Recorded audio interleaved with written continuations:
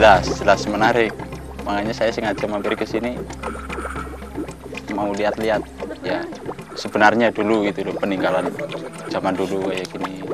Penasaran nih, baru pernah sih. Jelas banyak yang menarik ya, soalnya di sini kan bekas tempat kelahiran Pak Jenderal Sudirman. Jadi saya memang sejak dulu tahu katanya di Rembang itu ada monumen Jenderal Sudirman, hingga saya terangan-angan baru kali ini terlaksana untuk kesini. Pertama pengen lihat ya, jangan cuma cerita doang, pengen lihat sebetulnya kayak apa. Oh, kalau saya pribadi sudah sering sih, tapi kalau yang sama teman-teman baru pertama ini. Nah, sejarah itu kan Pak Sudirman itu kan memang tokoh dari daerah kita Purbalingga ya. Ya senang aja itu ada tokoh seperti itu di daerah kita gitu.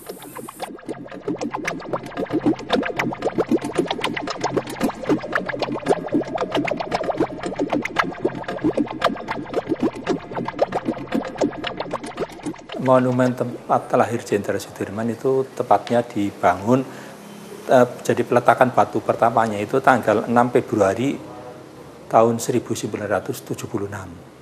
Setelah selesai, kemudian diresmikan oleh waktu itu adalah Wakil Panglima Angkatan Darat, jadi Pak Pangap Jenderal Surono ini pada tanggal 21 Maret tahun 1977.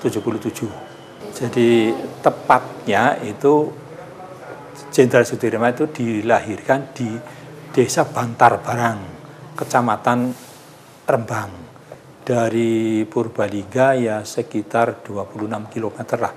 Ya bisa dikatakan jauh, tapi kan jalanannya asik gitu. Ya, likak-likuk ya.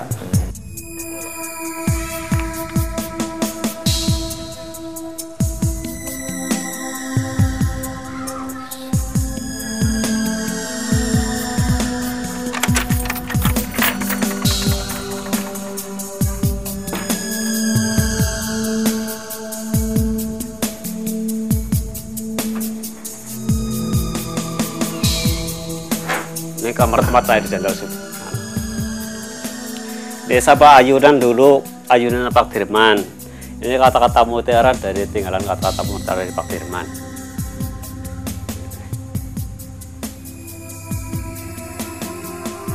Nah, ini barang-barang ini sudah duplikat ini untuk memenuhi di sini.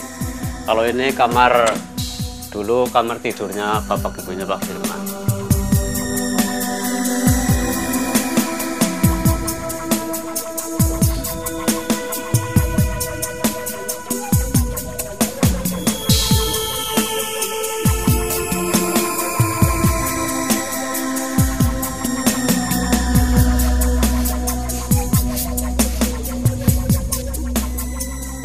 Sejak tahun 1977, saya di sini 2 orang berteman dengan Pak Ratno.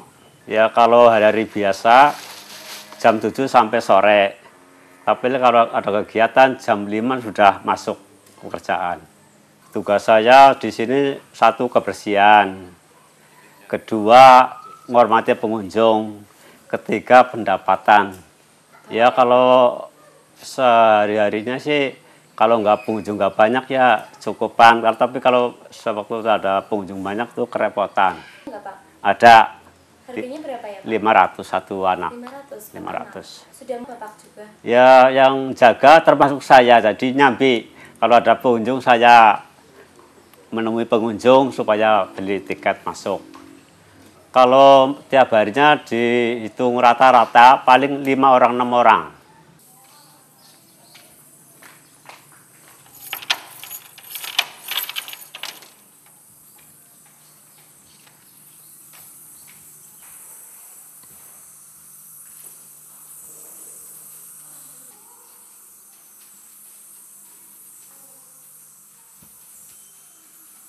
Dukanya, sukanya kalau ada pengunjung banyak. Dukanya kalau nggak kesepian, nggak ada pengunjung. Penjawabnya saya dulu kan ngabdi di pemerintah, sampai sekarang akhirnya digaji, jadi saya bertahan di monumen.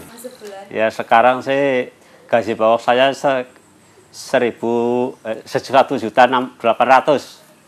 Ya menurut saya sih, pendapat saya banyak ya, kadang-kadang kurang, dicukupkan ya cukup. Ya keinginan saya sih supaya monumen makin baik, ditambahi apa supaya pengunjung banyak, keinginan saya.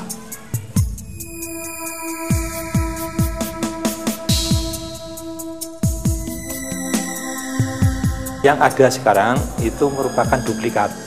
Jadi rumah aslinya memang sudah tidak ada, karena setelah Jenderal Sudirman lahir di Bantarbarang, ya, jadi orang tua Jenderal Sudirman kan tidak berasal dari Bantarbarang, tapi pada saat mengandung, jadi ibunya Jenderal Sudirman itu mengandung, kepengin berkunjung ke saudaranya yang kebetulan ya kalau jabatan sekarang ya camat lah, camat di sana. Kemudian sampailah ke Bantarbarang. Nah di Bantarbarang kemudian lahirlah itu Jenderal Sudirman. Nah Jenderal Sudirman kemudian juga ikut camat di situ sampai usia hanya 6 bulan. Setelah usia 6 bulan saudaranya itu yaitu bapak angkatnya itu kemudian pensiun sehingga kembali ke Cilacap. Jadi monumen tempat lahir Jenderal Sudirman itu terdiri dari pertama itu bangunan duplikat rumah ya tempat lahirnya beliau Jenderal Sudirman. Jadi ruangan-ruangannya itu juga disesuaikan pada saat dulu beliau lahir di situ, susunan ruangan dan sebagainya. Kemudian di samping rumah duplikat juga ada aulanya di sebelah timur itu aula, kemudian di sebelah baratnya itu masjid. Ya, jadi bangunan awalnya itu hanya 3, jadi rumah, kemudian aula dan masjid. Ini kemudian baru pada tahun 2006 itu baru dibangun perpustakaan itu.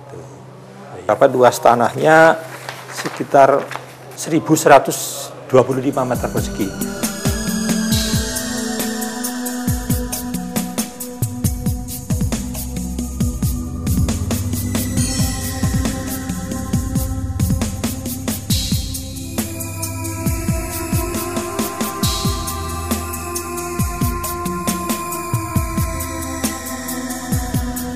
Saya rasa mungkin di beberapa bagian masih ada yang kurang ya, kayak bahasa, terus apalagi tuh yang sebelah sana yang masih kosong-kosong gitu. Tapi saya maklum ya, ini kan perpus baru. Udah bagus sih, udah nyaman ya, tempatnya bersih, terus tenang, enak lah. Maksudnya cocok sih buat perpus kayak gini, udah bagus. Jumlahnya mungkin buku sampai saat sekarang yang telah terdata sekitar 8.500-an lebih. Ya jujur saja kalau di sini lingkungan khususnya di Kecamatan Rembang itu minat baca masih kurang. Jadi mungkin kalau di rata-rata sehari 10 orang saja itu sudah bagus sekali itu Mbak. Perpustakaan dibuka setiap hari kecuali hari libur. Waktunya buka mulai jam 8, jam 12 sampai jam 1 istirahat, dibuka lagi sampai jam 3 atau jam 4. Perpus nggak bisa masuk, sebenarnya pengen masuk sini ke sana. Kalau hari Minggu ditutup itu kekurangan itu aja.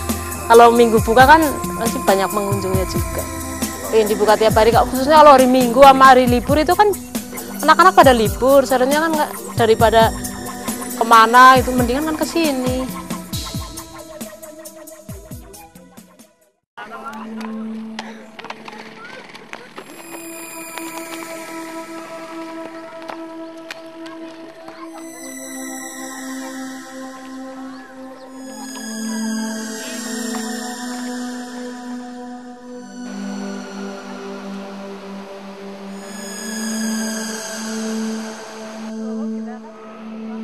Ya bangunan biasa, proyek apa nih, merenang apa kolam renang ya kue.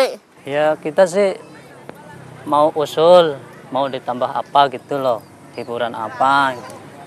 Ya seperti kebun binatang, apa kolam renang gitu, apa musik gitu, mainan anak-anak kan.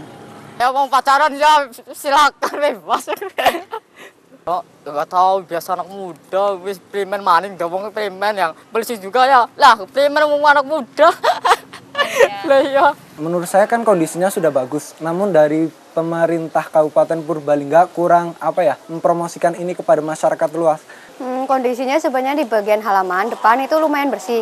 Cuma yang kotor itu di bagian museumnya. Karena banyak binatang kelelawar, jadi baunya agak banyak kotoran kelelawarnya yang banyak di situ. Mungkin guru sejarah sekarang lebih ke teori, tapi nggak pernah langsung ke tempatnya kan. Tapi kalau kita belajar langsung ke tempatnya, insya Allah pelajar juga akan tertarik ke bidang sejarah itu.